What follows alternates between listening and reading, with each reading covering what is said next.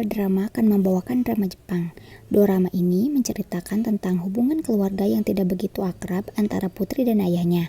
Suatu hari, putrinya yang bernama Koume dan ayahnya yang bernama Kyoichiro tidak sengaja bertukar tubuh karena suatu insiden. Kini jiwa Koume berada dalam tubuh ayahnya, sedangkan jiwa ayahnya berada dalam tubuh Koume. Bagaimana keduanya akan menjalankan keseharian mereka? Terlebih, Koume juga sedang memiliki gebetan, yaitu senior di sekolah yang bernama Kenta. Dan komedi romantis yang rumit pun dimulai, karena sang ayah yang berwujud Koume berusaha agar dibenci oleh Kak Kenta, namun justru malah disenangi oleh Kak Kenta. Pada episode pertama, Koume tampak sedang kesulitan mencari kertas ujian yang terjatuh. Dan syukurlah seniornya yaitu Kak Kenta yang menemukannya dan memberikannya pada Koume. Pada saat itulah pertemuan pertama mereka berdua sekaligus Koume yang menyukai Kak Kenta. Secara ajaib mereka reuni kembali di SMA dan Koume tetap menyukai Kak Kenta. Namun karena Kenta sangat populer jadi Koume hanya bisa menjadi salah satu fansnya saja. Sahabat Koume yaitu Ritsuko merupakan pacar Kak Tomohiro, yakni sahabatnya Kak Kenta, dan Ritsuko selalu berusaha untuk menyatukan Koume dengan Kak Kenta. Saat di lapangan, Kenta melirik Koume dan Koume yang asik bercanda dengan Ritsuko mendadak menjadi anggun. Dan Ritsuko bertanya, kenapa Koume bertingkah malu-malu kucing? Dan Koume menjawab itu karena Ritsuko bilang bahwa Kenta menyukai cewek kalem. Ritsuko sudah membuat grup yang berisikan mereka berempat, Koume, Kenta, Ritsuko, dan Tomohiro. Namun Koume dan Kenta tidak pernah berkomunikasi sama sekali. Di rumah hubungan Koume dan papanya tidak begitu akrab. Papanya yang bucin pada putrinya dan selalu mengungkit kejadian menyelamatkannya di masa lalu membuat Koume merasa sebal, walaupun Koume merasa berterima kasih. Bahkan cuciannya pun tidak mau disatukan dengan papa dan selalu mengomentari kebiasaan aneh papa. Papa pun merasa aneh dengan hubungan dengan Koume. Pada waktu kecil, Koume pernah mengatakan akan menikahi papa.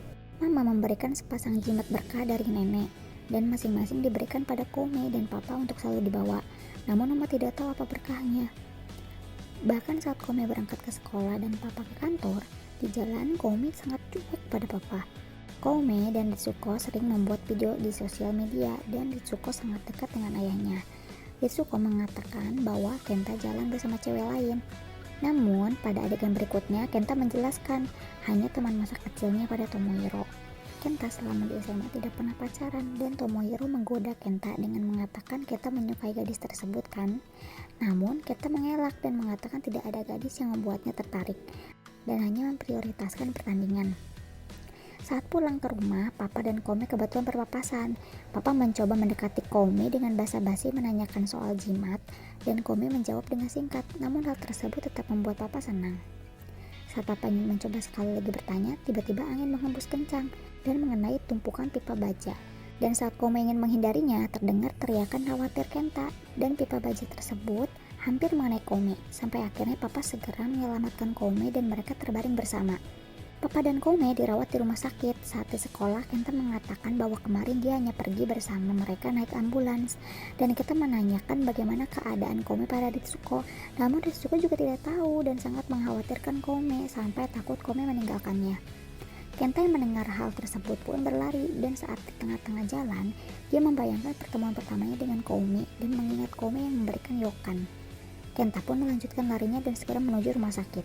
Di rumah sakit terlihat sudut pandang dari mata papa yang baru siuman, yang menanyakan keberadaan dan keadaan Koume, lalu dihampiri oleh mama. Papa merasakan sakit pada tangannya dan baru ingat bahwa pipa baja menimpanya. Mama mengatakan bersyukur bahwa mereka berdua selamat, dan papa yang mendengar tersebut lega karena Koume juga selamat. Adegan berikutnya, sudut pandang mata Koume yang baru siuman, dihampiri oleh mama dan mama mengatakan bahwa kepalanya terbentur pipa baja. Terdengar dokter yang mengatakan Koume selamat karena papa yang berusaha mati-matian menyelamatkan Koume.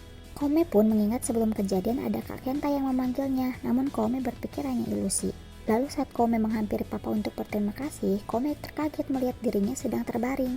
Papa juga kaget melihat dirinya sendiri ada di depan dirinya. Lalu mereka segera memeriksa tubuhnya sendiri dan berteriak bersama. Kenta akhirnya sampai di rumah sakit dan mereka berdua masih heboh dengan kejadian aneh tersebut. Koume juga mengatakan jijik pada jangkut papanya. Saat tiba di kamar, Kenta memanggil Koume dan Koume yang berwujud papa pun langsung meloncat ke kasur menghindari Kenta. Papa yang berwujud Koume sinis menanyakan siapa Kenta yang berani-beraninya menanyakan putrinya.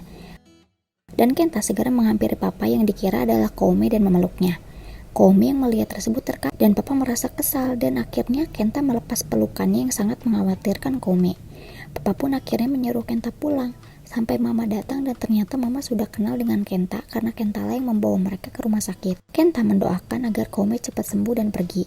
Koume yang berwujud papa lari dan memanggil Kenta. Namun karena kondisinya belum pulih, akhirnya Koume dibopong kembali ke kamar.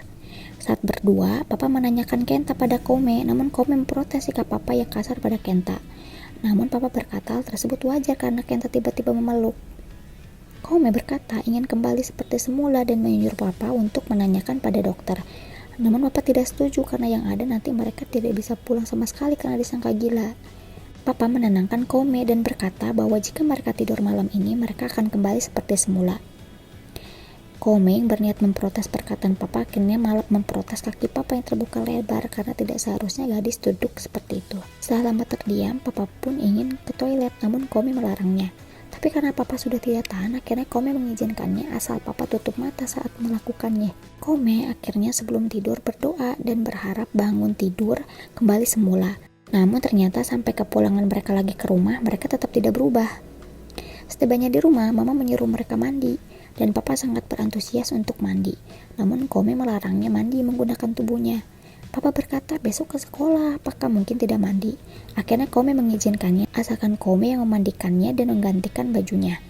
Papa masih belum terbiasa dengan tubuhnya yang sekarang seorang gadis. Akhirnya mereka berdua kembali berdiskusi. Koume menyuruh papa bertukar softcase HP agar tidak mencurigakan. Papa juga memberikan catatan perusahaan pada Koume dan mereka setuju untuk merahasiakan hal ini baik di sekolah maupun di kantor. Tiba-tiba Koume terkaget saat mendapatkan line pertamanya dari Kenta. Kenta menanyakan kabar Koume dan Koume mengatakan terima kasih telah menolongnya. Lalu Kenta mengajaknya bertemu di hari Sabtu dan Koume pun berteriak kaget. Papa akhirnya bertanya, ada apa? Dan Koume menjelaskan bahwa Kenta mengajaknya mengobrol di hari Sabtu. Namun papa kesal dan mengatakan bahwa itu adalah ajakan kencan berkedok santai dan tidak mengizinkan hubungan pria dan wanita dan akan memarahi Kenta. Koume marah pada papa dan meninggalkannya. Esoknya papa di sekolah dan langsung disambut baik oleh Ritsuko. Namun papa yang sudah mengenali Ritsuko sejak dulu keceplosan dan berkata seolah-olah lama tidak bertemu dan mengatakan Ritsuko semakin dewasa. Ritsuko pun merasa aneh dan papa segera mengatakan bahwa bercanda. Ritsuko juga mengomentari rok papa yang kepanjangan dan papa merasa lega ada seseorang yang dikenalnya. Ritsuko juga mengatakan bahwa ia dan Kenta cemas.